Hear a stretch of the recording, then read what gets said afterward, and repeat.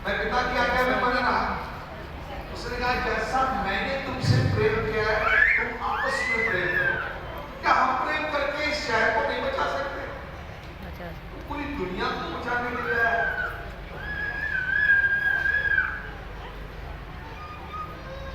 आज हमारा शहर सूखा पड़ा हुआ है प्रेम के कारण, और हम प्रेम का भंडार का परमेश्वर का प्रचार करते हैं।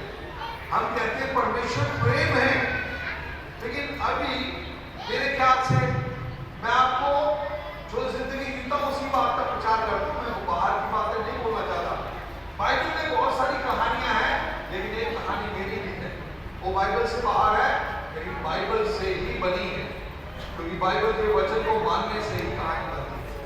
तो मेरी कहानी में आपको बताता हूं, सच बताना चाहता हूं, उसके प्रेम के कारण जीना सिखाया उसने, उसके प्रेम के कारण चलना सिखाया उसने।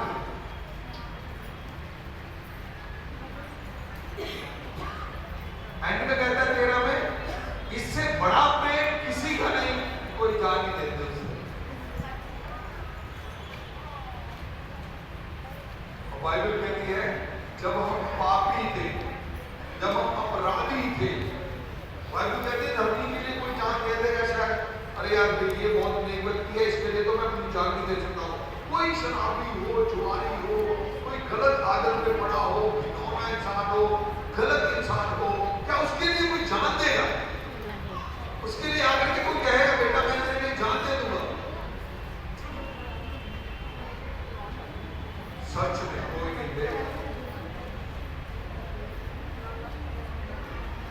आप समझिए बात को, इससे बड़ा प्रेम बाइबल में लिखा है। पौलुस बोलता है हमें भी अपने भाई बहनों के लिए प्राण देना चाहिए। चलिए प्राण मत दीजिए, कम से कम उसके लिए जीना तो शुरू कीजिए। पहले लिखा है धर्म के कामों से कुचला गया, हमारे धर्म के कामों से वो कुचला गया, और हम जी उठे, हम बच गए।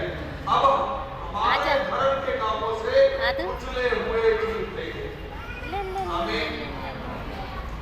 आपका जीवन ऐसा होगा।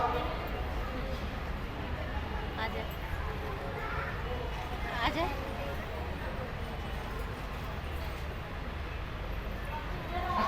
परमेश्वर ने आपको चुना है, आप उसकी बेटी हैं, आप उसके बेटा हैं। कोई ताकत आपका सामना नहीं कर सकती है। अपने प्रभु को समझिए, उसके प्रेम को समझिए। लिखा है वो पेड़ के पास गया, फल देने की ऋतु भी नहीं थी, फिर भी फल नहीं मिला उससे। ये जगत का एक सरमूल है, अभी प्रेम करने का संसार में कोई नहीं है। अगर आप अपने परमेश्वर से प्रेम करते तो इस जगत से भी प्रेम कीजिए जो मर रहा है, इसे बचाइए, इसे आपकी जरूरत है। रोमियो की पुस्तक में लिखा है धर्म की आशा बड़ी नजरों से परमेश्वर के पुत्र पुत्रियों का आने का इंतजार कर रही है। वो कब आएंगे? वो कब अपने आपे में आएंगे? कब समझेंगे हम अलग हैं, हम ऐसे लोग हैं जिनको स्वर्ग से आवाज दी गई है छुड़ाने के लिए।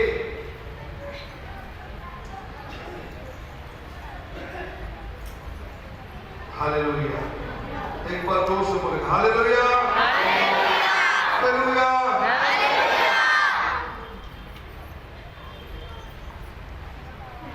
लूका 23 उसका 34 पढ़िए। प्रभु का प्रेम सोचिए, क्रूस पर टंगा हुआ है, दर्द के मारे जान निकलने पर है, कील झुके हुए हैं, सिर पर कांटों का ताज है, पैरों में कील झुके हुए हैं, बोटियों की बोटियां खून बह रहा है, दर्द का कोई हिसाब ही नहीं है। लेकिन शब्द आज कैसा है उसका, कैसा बोल रहा है।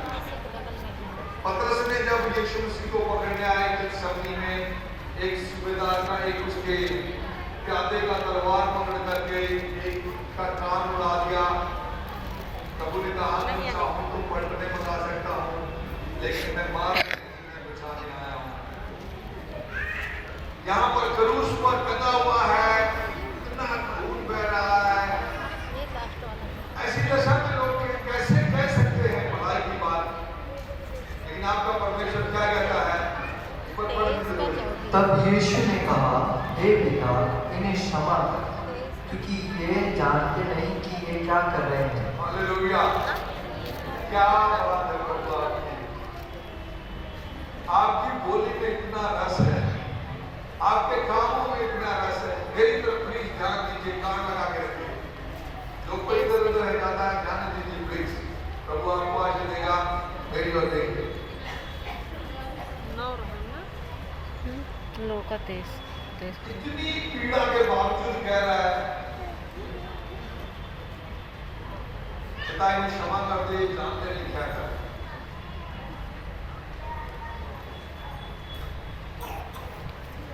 सच में आपके जो लोग विरोधी हैं, आपके परिवार वाले, ये संसार जगत वाले, सच बताऊं ये भी जानते नहीं है क्या कर। ये नहीं जानते हैं, तभी आपके साथ ऐसा व्यवहार करते हैं। और मैं जानता हूं, फिर भी मैं क्या ऐसा व्यवहार करता हूं जैसा मेरे प्रभु का है। उसी प्रेम का, बाइबल प्रेम से भरी हुई है। स्पेशली न्यू टेस्टमेंट, नया नियम, पुराना नियम में भी परमेश्वर का प्रेम है, और नया नियम में तो उसकी महिमा है। इतना प्रेम दिखाया गया है, इतनी माफी दिया गया है, हर चीज पर पूरी से नाप नाप के दिया गया है।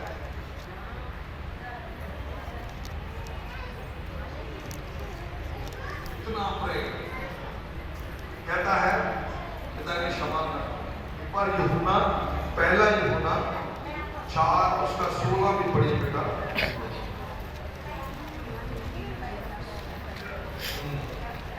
यूहन्ना की पत्री, और जो प्रेम परमेश्वर हमसे रखता है उसको हम जान गए और हमें उस पर विश्वास है। परमेश्वर प्रेम है, जो प्रेम में बना रहता है अगर परमेश्वर बना रहता है। हालेलुया! तो परमेश्वर ही प्रेम है। मेरी आइडेंटिटी क्या है? उसकी मोहब्बत,